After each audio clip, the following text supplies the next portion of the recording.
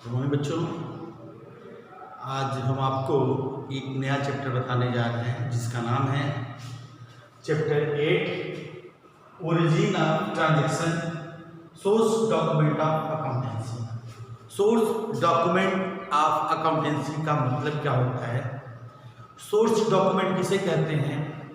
वो डॉक्यूमेंट्स जिनका यूज करके, जिनके प्रयोग करके हम अकाउंटेंसी में अकाउंट मेंटेन करते हैं, ऐसे डॉक्यूमेंट को हम सोर्स डॉक्यूमेंट कहते हैं। सोर्स डॉक्यूमेंट जो होते हैं लीगल एविडेंस होते हैं। सोर्स डॉक्यूमेंट लीगल एविडेंस होते हैं जिनका प्रयोग करके हम अकाउंटेंसी में अकाउंटिंग वर्क परफॉर्म करते हैं। जैसे कैश मेमो हो गया, कैश रिसिप्ट हो गया, पेमेंट स्लिप हो गया, चेकबुक हो गया, डेबिट नोट हो गया, क्रेडिट नोट्स हो गए। ये वो नोट्स होते हैं, ये वो स्लिप्स होते हैं जिनका प्रयोग करके हम अकाउंटेंसी में अकाउंटिंग मेंटेन करते हैं, जिनका प्रयोग करके हम लोग अकाउंटिंग मेंटेन करते हैं। बिना किसी सोर्स डॉक्यूमेंट के, बिना किसी लीगल एविडेंस के कभी भी कोई अकाउंटेंट अकाउंटेंसी में कोई भी वर्क परफॉर्म नहीं करता। जैसे कि मान लें हमने किसी को कोई सैलरी पेड किया, तो सैलरी पेड करने का सैलरी स्लिप जनरेट होता है। जब सैलरी पेड करते हैं तो सैलरी पेमेंट का सैलरी स्लिप होता है, और हम उस सैलरी स्लिप के बिहाफ पे हम क्या करते हैं, अकाउंटेंसी या उस सैलरी स्लिप से को बेस बना करके हम अकाउंटिंग मेंटेन करते हैं। अगर जो कोई स्लिप नहीं है, कोई डॉक्यूमेंट नहीं है, तो ऐसे ट्रांजैक्शन को इनवैलिड कहा जाता है, अवैध कहा जाता है। और किसी भी अवैध या इनवैलिड ट्रांजैक्शन को बुक ऑफ अकाउंट में रिकॉर्ड नहीं किया जाता।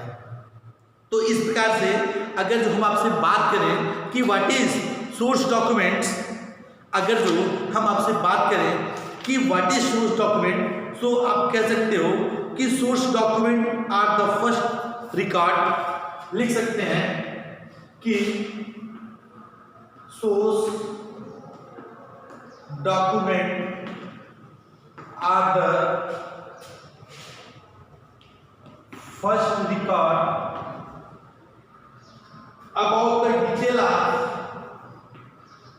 about the details of business transaction,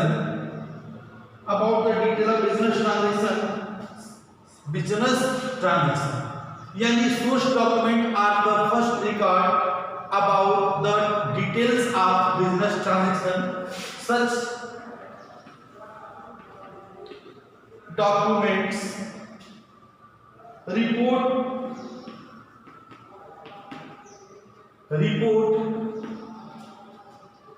the date मतलब किसी डेट को ट्रांजैक्शन हुआ, द अमाउंट कितने अमाउंट में ट्रांजैक्शन हुआ, the parties involve and the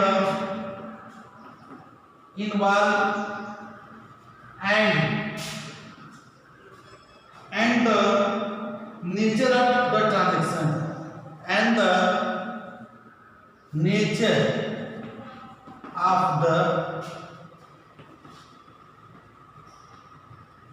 transaction.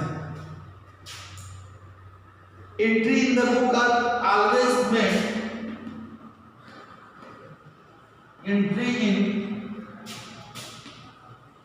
the books are always made from the source document. From the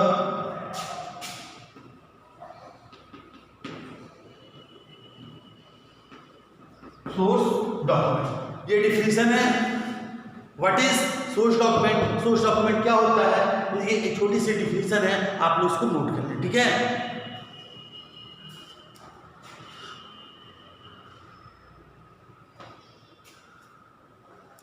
ठीक है students, आपने नोट कर लिया।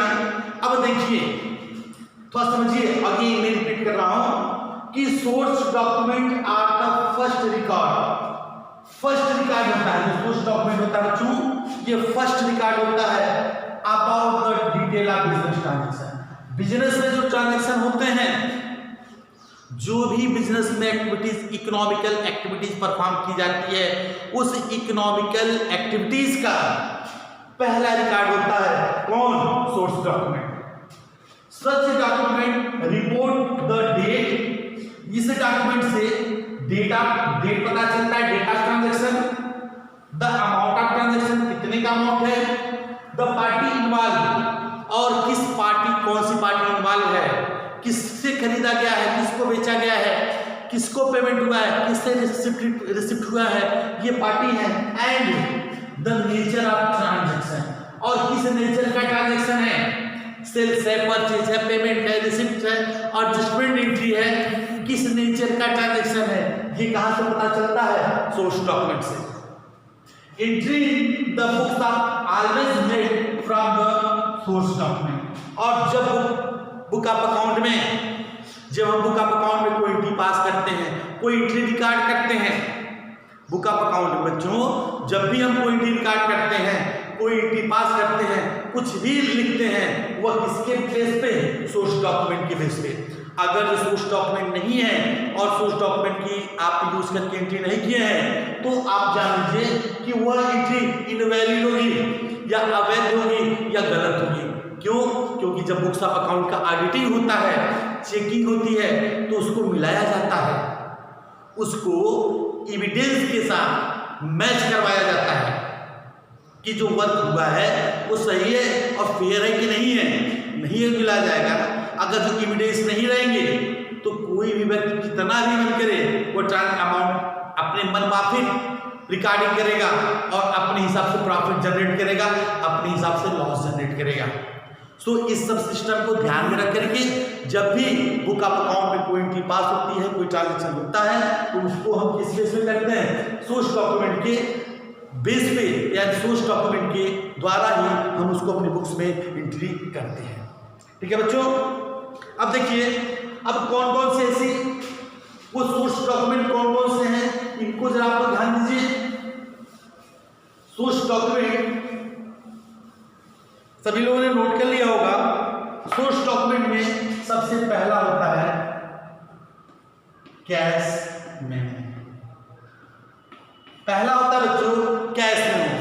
ठीक है, कैश मेमो के बाद इनवॉइस या बिल होता है, इनवॉइस और बिल होता है। तीसरा जो बच्चों होता है उसको बोलते हैं रिसिप्ट नोट,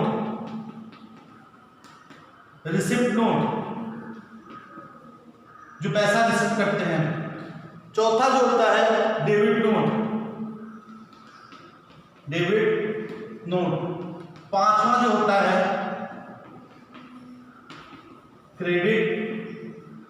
क्रेडिट नोट। ठीक है, छठा जो होता है पे स्लिप। सातवां जो होता है बच्चों इसको बोलते हैं चेक। ठीक है, ये मुख्य रूप से बच्चों ये 7 जो होती हैं सोर्स डॉक्यूमेंट होते हैं।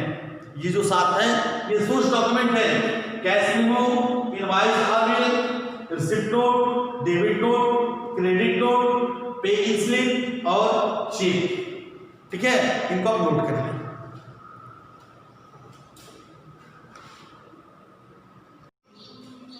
देखो बच्चों आगे हम बात करने आते हैं कैश मेमो। कैश मेमो क्या होता है? कैश मेमो जब भी कोई व्यापारी, जब भी कोई ट्रेडर्स किसी गुड्स को नगद बेचेगा या नगद खरीदेगा, जब कोई ट्रेडर कोई सामान कैश में सेल करेगा या कैश में पेमेंट करेगा, कैश में परचेज करेगा या कैश में सेल करेगा, तो उस समय जो डॉक्यूमेंट, जो स्लिप वो अगले को देगा या अगले से उसको मिलेगी, उसको बोलेंगे कैश मेमो। ठीक है, कैश मेमो जो मिलता है उसमें क्या क्या चीजें लिखी होती हैं।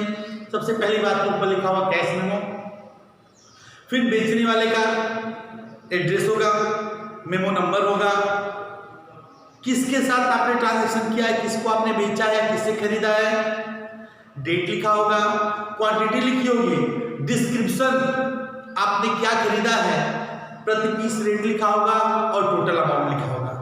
ठीक है, तो यहां पे देखो what is cash memo, when a trader sells or purchase goods in cash he gives or receive और डॉक्यूमेंट, वह एक डॉक्यूमेंट रिसीव करता है, एक स्लिप रिसीव करता है नोन एज कैश मेमो, और उसी को कहते हैं कैश मेमो।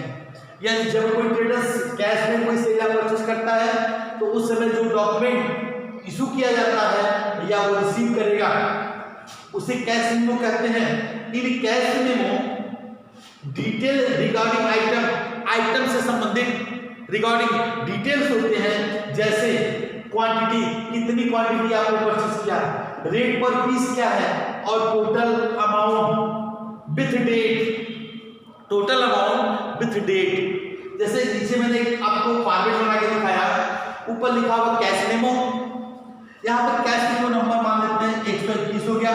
2 आपने किससे खरीदा है तो मान लेते हैं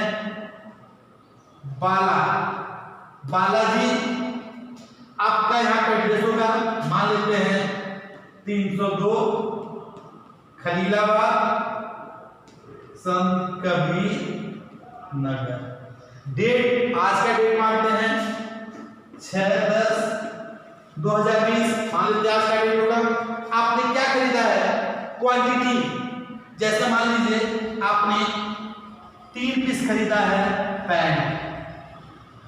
पैंट आपने खरीदा है, 1 पीस का जो दाम है मान लेते हैं 100, तो टोटल कितना हो गया 300। फिर आपने 5 पीस जींस खरीदा है, 1 पीस का रेट मान लेते हैं 500 है, तो ये 2500 हो गया, ये कितना हो गया 2500। और इसी प्रकार से जितने आइटम आप खरीदे होंगे सिस्टमेटिक लिखे जाएंगे और फिर इनको टोटल करेंगे, तो यहाँ पे हो गया 2800। और यहाँ पे बच्चों जो होता है वो मैनेजर का सिग्नेचर होता है, कैशियर का सिग्नेचर होता है, जो भी ऑथराइज्ड पर्सन होगा उसका यहाँ सिग्नेचर होगा, और यहाँ लिखा होगा error and omission of error and omission of error, भूल चूक लेनी देनी। जैसे आप सुनते हो ना कि लिखा होता है भूल चूक लेनी देनी, तो भूल चूक लेनी देनी को शॉर्ट में बोला जाता है error of omission and error of omission and error. तो यहाँ पे लिखा होगा, तो ये आपका होता है कैश मेमो। ये बच्चों आपका क्या हुआ, कैश मेमो हुआ, इसको आप नोट कर लें, देखिए।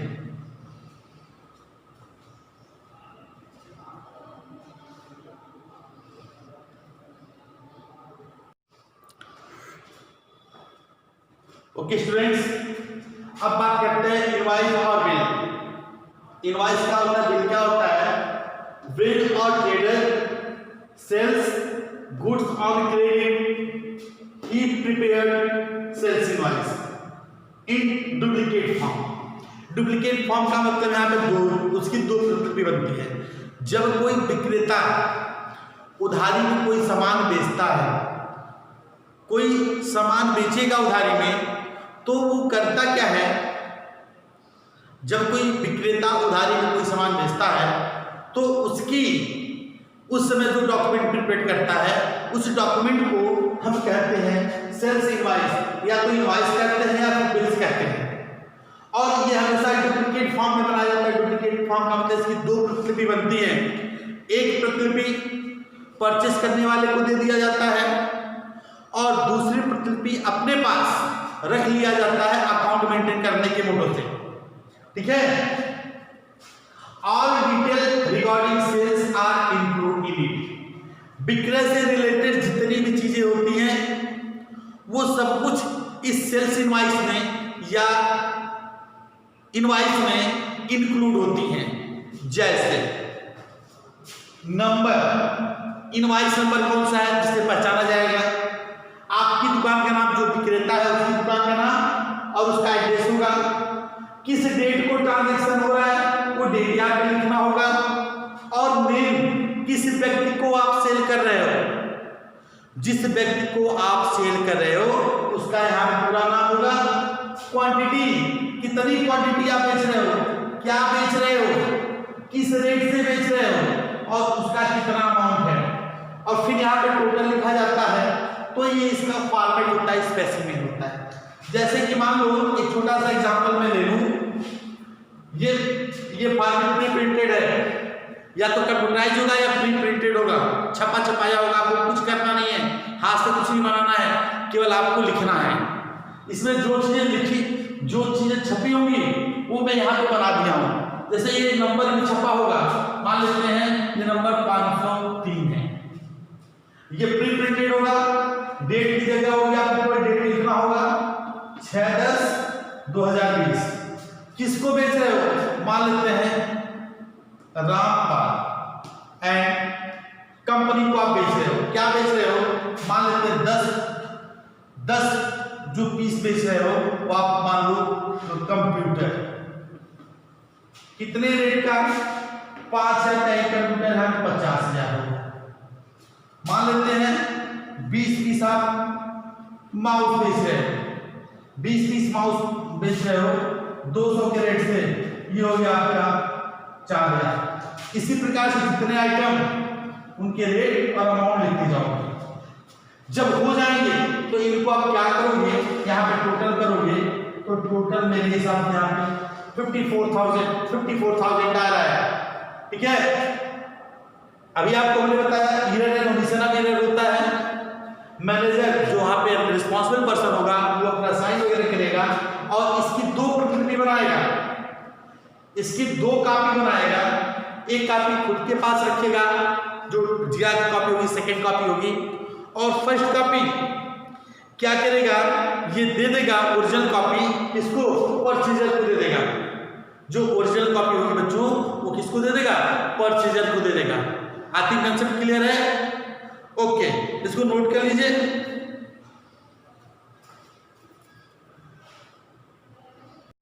देखो बच्चों, मैं आपको कैश मेमो का एक फॉर्मेट दिखा रहा हूँ, जिसमें सबसे ऊपर लिखा हुआ है कैश मेमो, उसके बाद लिखा है नीचे ग्लोबल वॉच कंपनी, यानी वो कंपनी जो कैश मेमो का लेन देन कर रही है। फिर इसके बाद एड्रेस है उस कंपनी का, फिर यहाँ पे उसका नंबर देखो लिखा हुआ है, ठीक है, यहाँ पे उसका नंबर लिखा हुआ है, यहाँ पे 2 है और यहाँ पे डेट है। अब देखिए कह रहा है कि क्वांटिटी 3 क्वांटिटी है, टाइटन रंगीला D16 का 2301 पीस का है, तो 3 से मल्टीप्लाई होगा। तो ये बच्चों ये इनवाइस हो गई, ठीक है, ये आपकी कैश इनवाइस हो गई, ये कैश इनवाइस हो गई। और नीचे गुड्स आर वंस सोल्ड और नॉट टेकन बैक और एक्सचेंज, ये तो अलग अलग चीज़ें हैं। ये मैनेजर का साइन है फॉर ग्लोबल वॉच कंपनी, ये मैनेजर यहाँ पे अपना साइन करेगा। ये देखिए टोटल अमाउंट पहली का है, फिर दूसरे का, फिर टोटल हुआ। और यहाँ पे लेस ट्रेड डिस्काउंट आपका दिया हुआ है 10%। ये डिस्काउंट, इसको ट्रेड डिस्काउंट बोलते हैं, आगे एक्सप्लेन करूँगा कि ट्रेड डिस्काउंट होता क्या है। जब MRP पे कोई डिस्काउंट मिलता है, जब सेलर द्वारा परचेजर को MRP पे कोई डिस्काउंट दिया जाता है तो ऐसे डिस्काउंट को ट्रेड डिस्काउंट कहते हैं। ये आपका जो MRP था 12,300 का 10% 1,230 रुपये आया, यहाँ टोटल 11,070 रुपये क्या करना है आपको टोटल पेमेंट करना, ठीक है। तो ये था आपका कैश इनवाइस, ठीक है बच्चों, कैश इनवाइस आपने देखा। अगेन बच्चों हम इनवाइस की बात करते हैं, इसके पहले आपने कैश मेमो देखा, अब इनवाइस की बात करते हैं आप, या फिर बिल की बात करते हैं।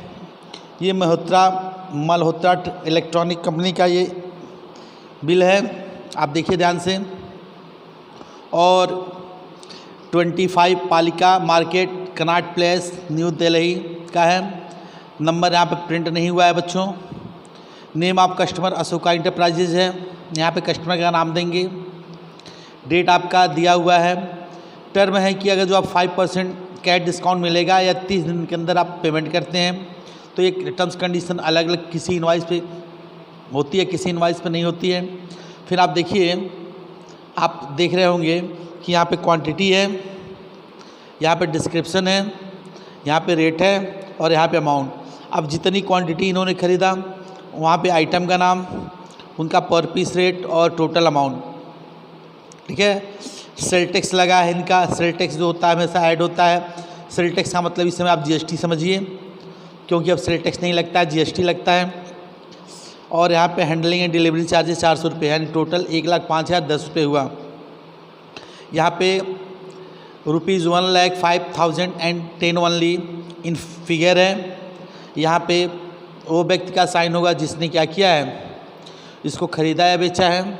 देन ENOE, इसका मतलब होता है बच्चों errors and omission of error and omission of error, ठीक है बच्चों, ये आपने देखा। आगे बात करते हैं रिसिप्ट नोट। रिसिप्ट नोट क्या होता है कि when a trader receive cash from a customer he issue a receipt containing the date, amount and the name of the customer. The original copy of the receipt is to be customer and its duplicate copy is kept for making record in the books of account. इसका मतलब समझिएगा बच्चों, जब कोई trader किसी customer से कोई cash receive करता है, कैश क्यों रिसीव करेगा, क्योंकि भाई उसने बेचा होगा, उसने सामान बेचा है तो जाहिर सी बात तो कैश रिसीव करेगा। और जब वो कैश रिसीव करेगा तो उसको वह एक नोट इशू करेगा जिसको रिसिप्ट नोट बोलते हैं। उस नोट में क्या क्या मेंशन होगा, ठीक है। उसमें सबसे पहले होगा डेट ऑफ रिसीविंग, किस डेट को आपने रिसीविंग किया, आपकी रिसीविंग किस डेट को है, amount and name of the customer, कितना अमाउंट आपने रिसीव किया, किस पर्सन से आपने रिसीव किया, ठीक है। The original copy of the receipt is given to the customer, जो ओरिजिनल कॉपी होती है वो कस्टमर को दे दी जाएगी। And duplicate copy is kept for making record in the books of account, और डुप्लीकेट कॉपी को हम क्या करते हैं, अपने पास रख लेते हैं, जिससे क्या होता है बुक्स ऑफ अकाउंट में एंट्री वगैरह होती हैं। In the same way whenever we make payment we obtain a receipt from the party to whom we make a payment. और उसी तरह से जब हम किसी को पेमेंट करते हैं, इसी तरह से बच्चों जब हम किसी को कोई पेमेंट करते हैं, कोई अमाउंट पेमेंट करते हैं, तो वहाँ से हम एक रिसीविंग प्राप्त करते हैं, जिसको भी एक रिसिप्ट नोट ही कहा जाता है। और ये प्रूफ होता है कि आपने पेमेंट किया है। तो आई थिंक रिसिप्ट नोट आपको क्लियर हो गया होगा। यानी जब आप कस्टमर से पैसा पाएंगे या कस्टमर अपने सप्लायर को पैसा पेमेंट करेंगे तो वहाँ पे आपके द्वारा एक डॉक्यूमेंट, एक स्लिप, एक नोट इशू किया जाएगा, उसी को रिसिप्ट नोट कहा जाएगा। अब ये रिसिप्ट नोट दो प्रकार का होगा, एक पेमेंट रिसिप्ट नोट होगा और एक रिसीविंग रिसिप्ट नोट होगा। फिर आगे बात करते हैं डेबिट नोट। डेबिट नोट क्या होता है, इसको ज़रा ध्यान से देखिए। When we return goods to the supplier we prepare a debit note and send to the supplier with the return goods. कभी कभी होता है क्या है, जब हम गुड्स परचेस करते हैं तो गुड्स में कुछ खराबी आ जाती है, कुछ समस्याएं होती हैं। उस समस्याओं से बचने के लिए हम क्या करते हैं, सप्लायर को अपना सामान वापस कर देते हैं जो हमने ख़रीदा है। मान लो हमने 100 किलो चीनी खरीदा, 100 किलो चीनी में 2 किलो चीनी ख़राब हो गई, तो हम क्या करें, 2 किलो चीनी हम सप्लायर को वापस कर देंगे। और उस केस में ये तो होता है परचेज रिटर्न बोलेंगे। परचेज रिटर्न की केस में जो हम डॉक्यूमेंट या नोट प्रिपेयर करेंगे उसी को हम क्या कहते हैं, डेबिट नोट कहते हैं। Debit note is a document which contain the date of transaction. इसमें वो डॉक्यूमेंट है जिसमें date of transaction, name of account which is debited, उस अकाउंट का नाम होगा जिसको डेबिट किया जाएगा, and the amount and reason for debit, और कितना अमाउंट डेबिट किया जा रहा है, किस रीजन से डेबिट किया जा रहा है, ये सारी चीज़ें उसमें क्या होती हैं, मेंशन होती हैं, ठीक है। Debit note is a document which indicate the suppliers account is being debited. It is a source document, ये सोर्स डॉक्यूमेंट है, ठीक है। डुप्लीकेट कॉपी जो होती है इसकी, डेबिट नोट की भी 2 कॉपी बनती हैं। एक कॉपी हम अपने पास रख लेते हैं, दूसरी कॉपी क्या करते हैं, जो हमारा सप्लायर्स होता है जिसने हमें माल भेजा है हम उसको क्या कर देते हैं, वापस कर देते हैं। अब डेबिट नोट के बाद बच्चों आते हैं, बात करते हैं डेबिट नोट के फॉर्मेट का। देखिए ये डेबिट नोट का फॉर्मेट है बच्चों, ये डेबिट नोट का फॉर्मेट है, ऊपर लिखा है debit note payment Padmalya product limited है, ये उसका एड्रेस है, name of the address, name and address, जिसको आप क्या करें वापस करें उसका नाम एड्रेस लिखोगे। We are debiting your account as follow. अब 6,000 रुपये से अकाउंट डेबिट किया गया, क्यों किया गया है? 15 जीप टार्चेस योर इनवाइस में इतना are being return as the torch are badly damaged. जो बैटरी के टार्च आपने हमें भेजे हैं वो डैमेज हो चुके हैं, इस कारण से हम इसको क्या कर रहे हैं, वापस कर रहे हैं। फॉर पद्मल्या प्रोडक्ट लिमिटेड मैनेजर का साइन होगा। तो ये देखिए बच्चों, ये इनवाइस है, इसको आप लोग ध्यान से देखिए, ठीक है? सभी लोग इस इनवाइस को ध्यान से देखें, ओके? कोई समस्या नहीं होनी चाहिए इसमें। अब देखिए आगे मैं बताने जा रहा हूँ बच्चों, क्रेडिट नोट क्या होता है। डेबिट नोट का ठीक उल्टा जो होता है क्रेडिट नोट होता है। When goods are receive back from the customer a credit note is send to him indicating send to him, मतलब जब कस्टमर से गुड्स वापस आपके पास आते हैं तो इसको सेल्स रिटर्न कहते हैं। यानी when goods receive back from a customer a credit note is send to him. बच्चों जब कस्टमर से गुड्स हमारे पास वापस आता है तो इसको सेल्स रिटर्न कहते हैं, और उस केस में सेल्स रिटर्न की केस में हम क्रेडिट नोट प्रिपेयर करते हैं। और क्रेडिट नोट जब प्रिपेयर होता है तो उसमें कस्टमर के अकाउंट को हम क्रेडिट करते हैं, और duplicate copy of credit note is return to the record purpose. अब देखिए रिटेन करते हैं, इसकी भी 2 कॉपियाँ बनती हैं। ओरिजिनल कॉपी हम क्या करते हैं भाई, जिसको डेबिट कर रहे हैं उसको हम हैंड ओवर कर देते हैं, उसको दे देते हैं, और डुप्लीकेट कॉपी अपने पास रख लेते हैं रिकॉर्ड पर्पज़ के लिए। फिर होता है पेन स्लिप। पेन स्लिप क्या होता है, आपने बैंकों में देखा होगा कि आप बैंक में जब पैसा जमा करने जाते हैं तो जिस स्लिप का यूज़ करके आप बैंक में पैसा जमा करते हैं उसको पेन स्लिप कहा जाता है, ठीक है? देखिए this is a form available from a bank and is use to deposit money in the bank. यानी पेन स्लिप जो डॉक्यूमेंट होता है इसका यूज़ करके हम बैंक में पैसा जमा करते हैं। Each pay in slip has counter folio which return to the depositor duly stamp and sign by the cashier of the bank.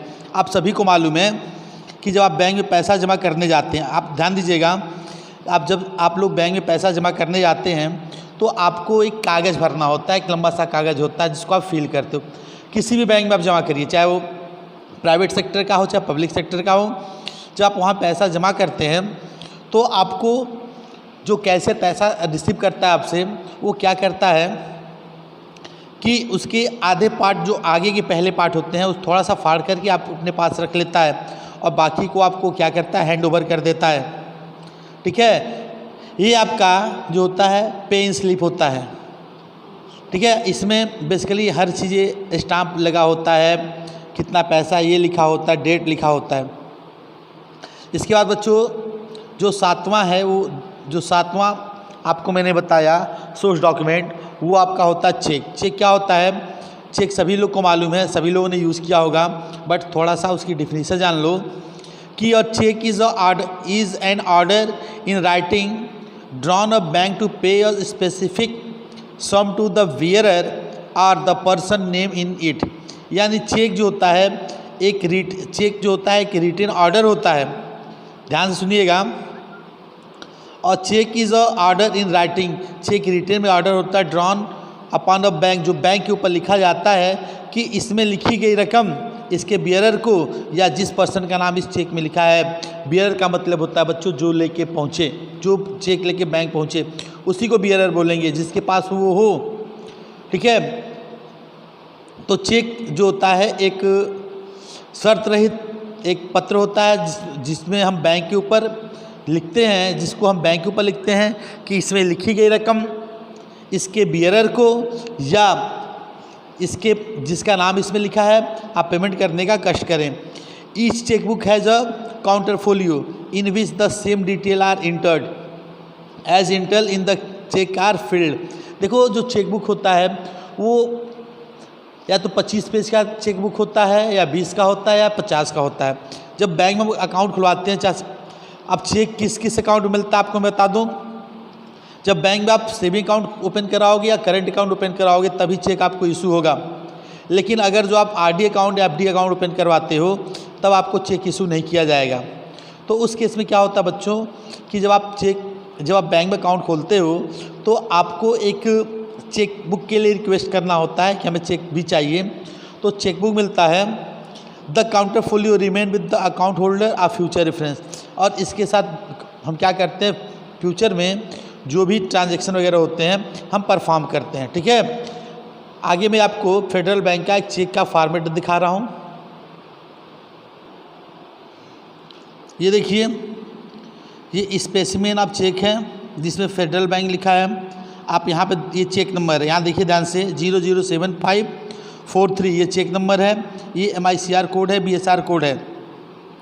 जो चेक होता है वो जो चेक होता है उस पर आपके 6 अंकों का चेक नंबर होता है। यहाँ पर जिसका बैंक है उसका अकाउंट नंबर है। ये CBS चेक है, चेक नंबर यहाँ पे दिया हुआ है। आपको यहाँ पे डेट डालना होगा, यहाँ पे आपको डेट डालना होगा। यहाँ पे किसको पेमेंट करना है, सेल्फ पेमेंट करना है, सेल्फ पैसा निकालना है या किसी व्यक्ति को, मान लो यहाँ पे राम आपने लिख दिया, रुपए कितने रुपए, मान लो 5,000 तो 5,000 यहाँ लिखोगे, 5,000 यहाँ लिखोगे और यहाँ पे आप साइन कर दोगे। ठीक है, तो यहाँ पे जब आप साइन करोगे तो ये चेक क्या हो जाएगा, यहाँ से आप फाड़ करके उस पर्सन को दे दोगे। तो वो पर्सन क्या करेगा, इस चेक को अपने बैंक अकाउंट में अटैच करेगा, लगाएगा और उसके बाद पैसा आपके अकाउंट से उसके अकाउंट में बड़े आसानी से चला जाएगा। तो ये आपका होता है फेडरल बैंक का चेक है। इसी प्रकार के लगभग हर बैंकों का चेक इसी प्रकार से होता है। देखिए, ये बैंक का IFSC कोड है फेडरल बैंक का। ये दिल्ली में है, न्यू दिल्ली करोल बाग ब्रांच है इसका। ये CA अकाउंट का समझते हो बच्चों क्या है, यहाँ देखो CA अकाउंट लिखा है। CA अकाउंट का मतलब current account, valid for 3 month only. जो चेक है ध्यान से सुनिएगा, जो चेक है बच्चों 3 महीने ही वैलिड होता है।